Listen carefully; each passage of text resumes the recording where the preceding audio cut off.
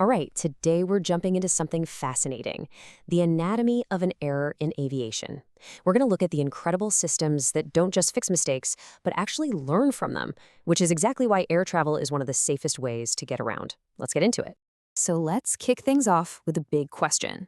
In a world like aviation, where even the tiniest slip-up can have huge consequences, what actually happens when a small mistake gets through? Well, the answer is something pretty powerful. That one little error kicks off a highly structured, super documented process. And the goal? It's not just about patching up that one mistake. It's about digging deep, learning from it, and basically re-engineering the system so that exact error can never, ever happen again.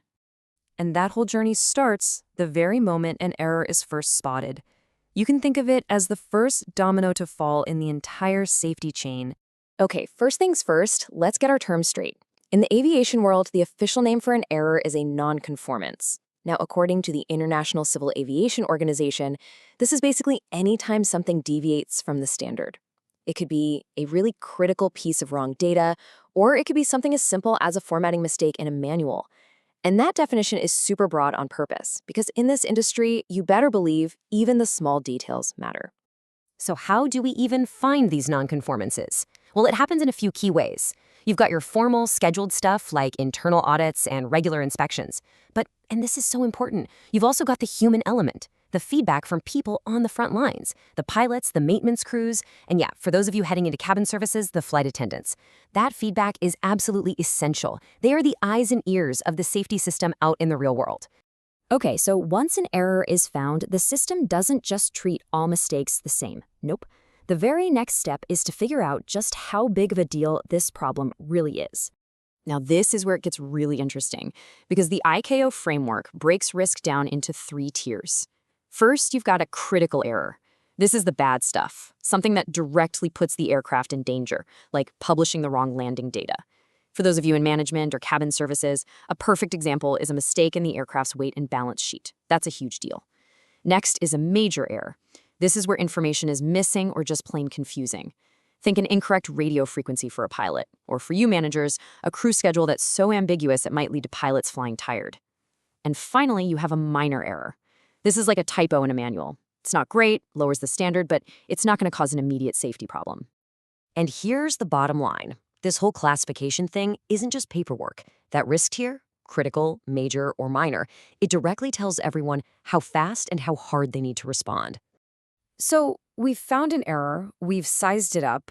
What's next? Well, now it enters a system that's built on one core principle: accountability. This quote pretty much sums up the entire safety culture in aviation. It's just not enough to notice a problem and mention it to someone.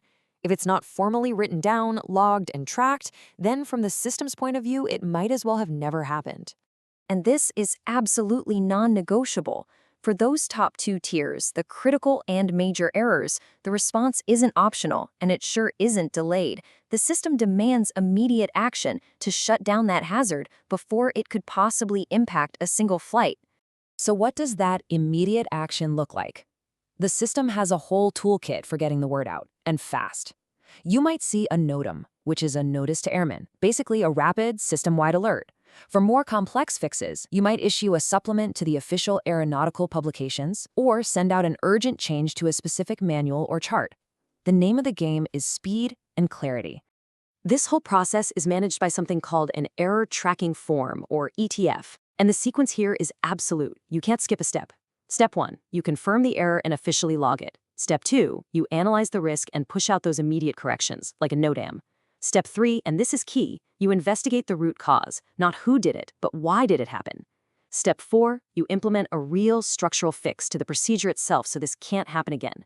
And finally, Step 5, you sign everything off and file it.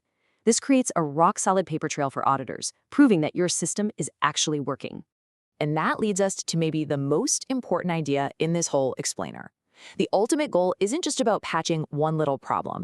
It's about making the entire system smarter and stronger for the long haul. You see, a good quality management system looks at every single error, no matter how small, as a gift.